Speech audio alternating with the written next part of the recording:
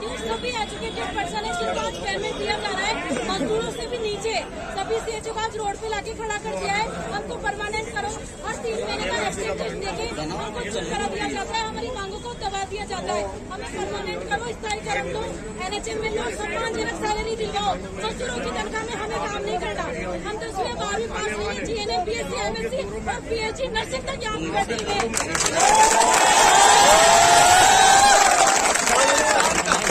राजस्थान के नेता और डॉक्टर साहब गहलोत साहब आतंकवाद के लिए राजस्थान के नेता और डॉक्टर साहब राजस्थान को लूट रहे हैं, राजस्थान के लोगों की कमाई को खा रहे हैं।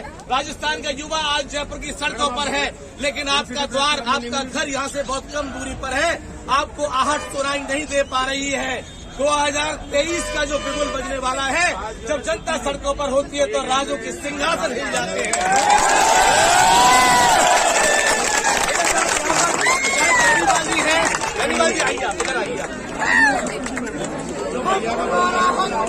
नहीं किसी से भीख मांगते, नहीं किसी से भीख मांगते।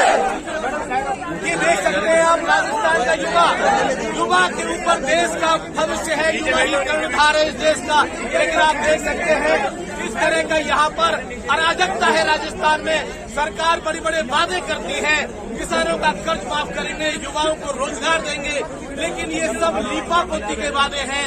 सरकार झूठ के पुलंदों पर चल रही है। मैं बात करना चाहूंगा, यहाँ पर राज्य विधायक है RLP के, बताइए क्या कहेंगे सब। आराम से बैठ जाए सब लोग, यार आने तो नीचे बिठा देवे हम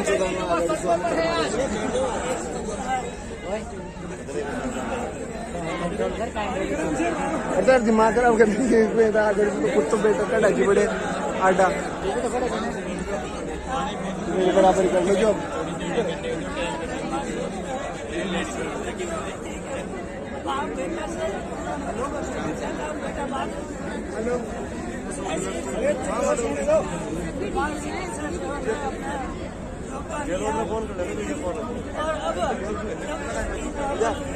गहलोत फोन करना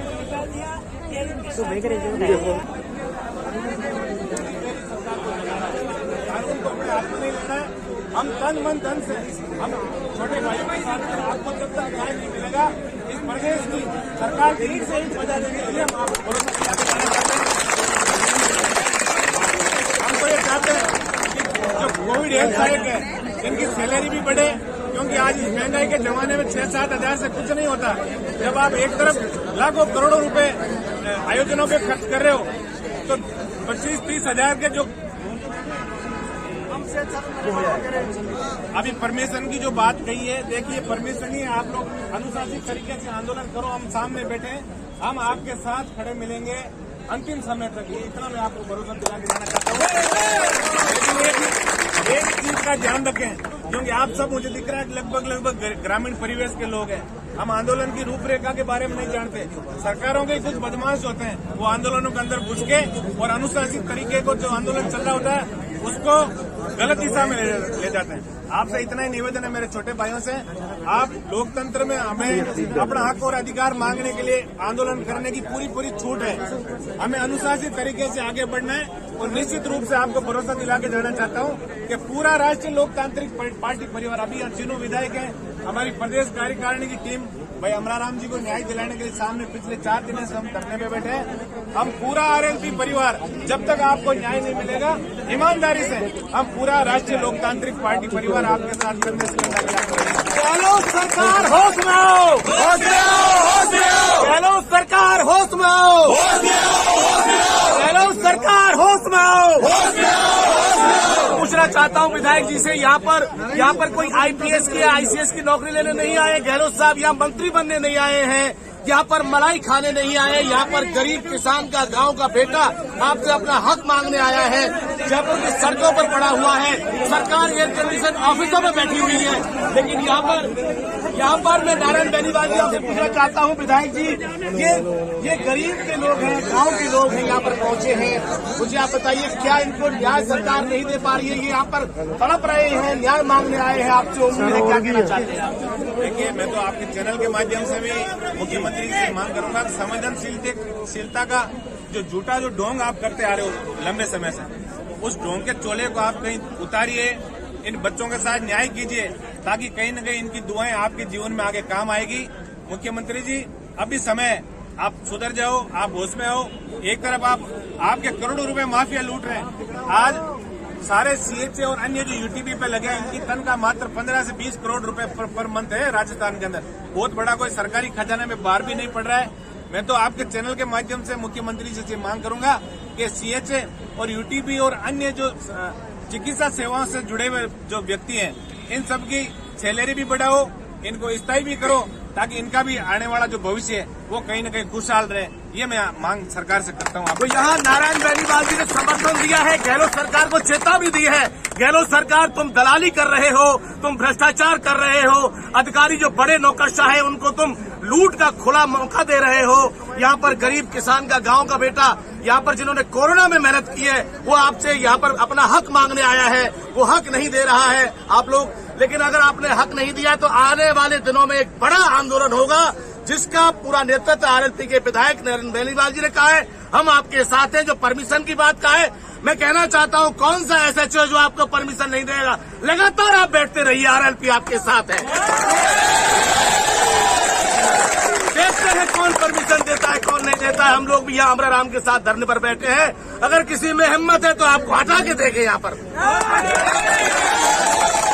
मैं आपके साथ फेसबुक चैनल पर, मेरा राजघराना न्यूज से चैनल है, आप सभी लाइव देख सकते हैं अभी निकाल के मोबाइलों में। फेसबुक पर राजघराना न्यूज, डंके की चोट पर आपके साथ मैं मुकेश फौजदार, राजघराना न्यूज से।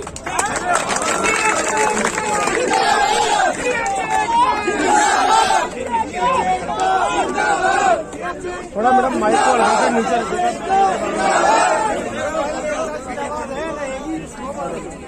थोड़ा यहाँ से ले लो। आप आ जाओ, आगे आ जाओ। जिन जिन का होता गया वो प्रदेश अध्यक्ष रवि जी मौजूद है। कोरोना के टाइम पे जब सबकी ड्यूटीज लगी गई, तब यहाँ पे सुविधा कर्मी यहाँ पर थे, और कल रात को एकदम से इनके पास विज्ञापन आया कि इन सबकी सारी सेवाएं निरस्त कर दी गई हैं, मतलब कि इनको सर्विसेज से निकाल दी गई। तो उसके बारे में आइए जानते कि क्यों यहाँ पर ये लोग धरना प्रदर्शन के लिए बैठे हैं, क्या मुख्य मांगे हैं आपकी? अरे शांति बनाए रखो यार। अब अनियंत्रित हो गया था, ना ही तो वैक्सीनेशन हो पा रहा था सरकार से और ना ही कोई सैंपलिंग की व्यवस्था हो पा रही थी। तो इन्होंने आधी रात को एक आदेश निकाला था कि राजस्थान के 28,000 नर्सिंग कर्मी को रखा जाएगा, जिनको इन्होंने नाम दिया कोविड स्वास्थ्य साथ। पिछले 9 महीने से ना तो हमें सुचारू रूप से कोई हमारा वेतन मिल रहा है, ना ही हमारी कोई स्वास्थ्य विभाग का हर एक ऐसा काम 4th क्लास से लेकर 1st क्लास तक हमसे करवाया गया। डॉक्टरों की जगह हमने ड्यूटियां दी, नर्सेज की जगह हमने ड्यूटियां दी, लैब टेक्नीशियन की जगह हमने ड्यूटियां दी, एएनएम की जगह हमने ड्यूटियां दी। कोई भी ऐसा काम नहीं था स्वास्थ्य विभाग का जो पिछले 10 महीने में कोविड स्वास्थ्य सहायकों ने नहीं किया। हमारी जो कार्यकाल था वो जून से जुलाई तक का था, 31 जुलाई तक। हमारे कार्य को देखते हुए सरकार ने अपनी मजबूरी को देखते हुए हमारा कार्यकाल 2 से 3 महीने का हर बार बढ़ाया और कार्यकाल बढ़ाते बढ़ाते मार्च 2021 तक 2022 तक आया। अब अचानक से गहलोत सरकार ने घोषणा की थी कि कोविड स्वास्थ्य सहायकों को मेडिकल हेल्थ वॉलंटियर फोर्स के नाम से एक कमेटी का गठन किया जाएगा, जिसके अंदर इनको इनकी सेवाएं निरंतर जारी रखने के लिए इनको स्वास्थ्य विभाग के अंदर किया जाएगा। लेकिन कल 31 तारीख को अचानक से एक ऑर्डर आता है, भी आपको कार्य मुक्त किया जाता है। हमारी कई अधिकारियों से संपर्क किया, अधिकारियों से वार्ता में पता चला भी आपको हेल्थ वॉलंटियर फोर्स की एक कमेटी गठित होगी, जिसके द्वारा आपको रखा जाएगा। हर जिले पे एक टीम होगी, जैसे हमारे जिले पे 400 या 500 की टीम है, उसमें से अगर कोई मेला लगता है या कोई भी सिस्टम होता है तो उसके अंदर आपकी 10 जनों की ड्यूटी लगनी है, तो डेली बेस पे आपको वहाँ पे ड्यूटी पे लगाया जाएगा। तो ये तो हमारे साथ बहुत बड़ा अन्याय है। हमने अपनी डिग्री बीएससी एमएससी हूँ मैं खुद 13-13, 14-14 लाख रुपए डिग्री की है, तो क्या हमने क्या होमगार्ड बनने के लिए डिग्री की है क्या? सरकार ये राजस्थान के बेरोजगार युवा नर्सेज हैं जो उनके साथ एक षड्यंत्र के रूप में एक धोखा करने की कोशिश कर रही है, जिसको ये राजस्थान का जो युवा नर्सेज है वो कभी माफ नहीं करेगा। हमारे साथ साथ राजस्थान सरकार ने यूटीबी, नर्सेज, लैब टेक्नीशियन और काफी सुविधा भर्तियों को कल निलंबित किया है। परमिशन ना मिलने की वजह से वो बेचारे आज यहाँ पे धरना नहीं दे पा रहे, सिर्फ कोविड स्वास्थ्य सहायक संख्या बल ज्यादा होने की वजह से यहाँ पे आए हैं। मैं सरकार को आपके चैनल के माध्यम से चेता देना चाहता हूँ, कल 1 बजे तक का टाइम है आपके पास। अगर 1 बजे तक हमारा वापस कार्य पर जाने का कोई ऑर्डर नहीं निकला तो राजस्थान के 28,000 कोविड स्वास्थ्य सहायक हैं जो वो राजधानी के सड़कों पर मिलेंगे, जिसकी पूर्ण रूप से जिम्मेवारी राजस्थान सरकार की होगी। इस ऑर्डर से राजस्थान के 28,000 परिवार हैं जो वो बर्बाद हुए हैं, उनके घर पे खाने को आज कोई चीज नहीं है, क्योंकि उनको 6 महीने से उनका वेतन तक नहीं मिला। तो तो इसकी जो भी इसका खामियाजा है वो राज्य सरकार को आने वाले टाइम में क्या कल ही भुगतना पड़ेगा। और आज सुबह से हम यहाँ पे बैठे हैं, विपक्ष और पक्ष का कोई भी नेता हमारे पास नहीं आया। हमारे बीच में नारायण जी बेनीवाल आए हैं, मैं उनका बहुत बहुत RLP से धन्यवाद करता हूँ। बड़े अधिकारियों से कुछ बात तो हुई है कि पिछले 9 महीनों में 3 बार आपकी सर्विसेज का एक्सटेंशन किया गया और जैसा कि आप बता रहे हैं कि अभी तक आप लोगों को कुछ भी वेतनमान नहीं दिया गया है, तो इस बारे में आपकी क्या चिकित्सा मंत्री से कोई वार्ता हुई है?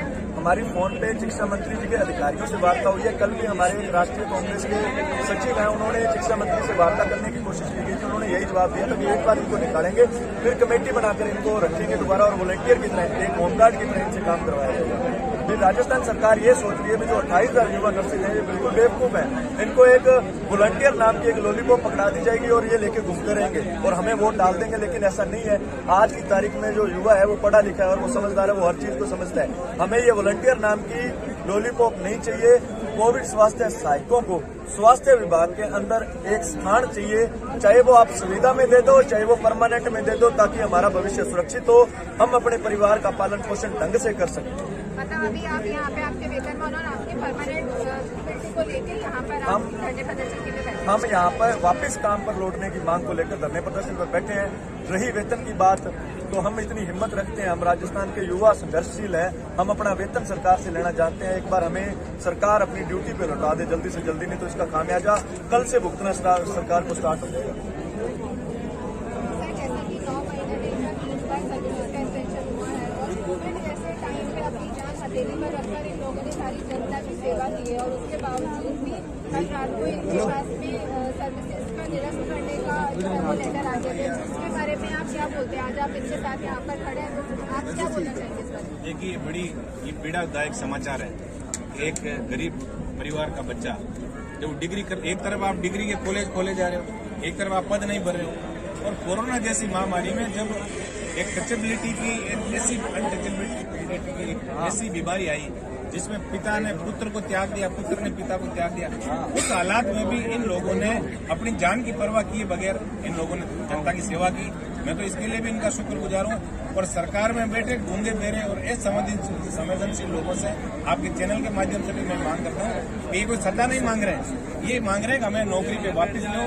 तुरंत प्रभाव से सरकार को इनको नौकरी पे वापस लेना चाहिए और इन बच्चों का पे स्केल भी बढ़ाना चाहिए। अभी क्या होता है 7-8 हजार से, आज आप सरकार में बैठे लोगों को 70-80 हजार रुपये यूं ही दे रहे हो। तो कहीं ना कहीं जो सेवा के माध्यम से एक जनता का दिल जीतने का इन्होंने काम किया। आज पूरे प्रदेश की 7.5 करोड़ जनता जो है वो कोरोना के बाद चिकित्सा व्यवसाय से जुड़े, चिकित्सा सेवा से जुड़े समस्त लोगों का धन्यवाद भी ज्ञापित करती है। हमारी यही मांग है सरकार से कि आप संवेदनशीलता दिखाओ। गहलोत जी, आप संवेदनशीलता का जो झूठा ढोंग करते हो, इस चोले को आप त्यागो और इन बच्चों को तुरंत आप वापस ज्वाइन भी कराओ और इनकी तनख्वाह भी बढ़ाओ और इनको परमानेंट करने का और कहीं न कहीं इनको स्थायित्व करने का आदेश भी आप जारी कराओ, ताकि इन बच्चों के साथ न्याय हो। एक तरफ जब चुनाव होते तब हम कहते हैं कि युवा देश का भविष्य है। आज जब देश का भविष्य सड़कों पे पड़ा है तो हम अच्छे देश की कल्पना कैसे कर सकते हैं? तो इन सब बातों पे हमें दोगली नीति से काम नहीं चलेगा। हमारी कथनी और करनी में अंतर नहीं हो। हम चाहे पक्ष विपक्ष के सभी साथी विधानसभा के अंदर सब लोगों ने एक स्वर से ये कहा कि माननीय गहलोत जी, आप CHA और जो UTB पे और अन्य जो नर्सेज का जो काम कर रहे हैं उन बच्चों का परमानेंट भी करो, इनको अच्छी पे भी दो, ताकि ये खुशहाल रहें और ये खुशहाल रहेंगे तो हमारा जीवन भी सुरक्षित रहेगा।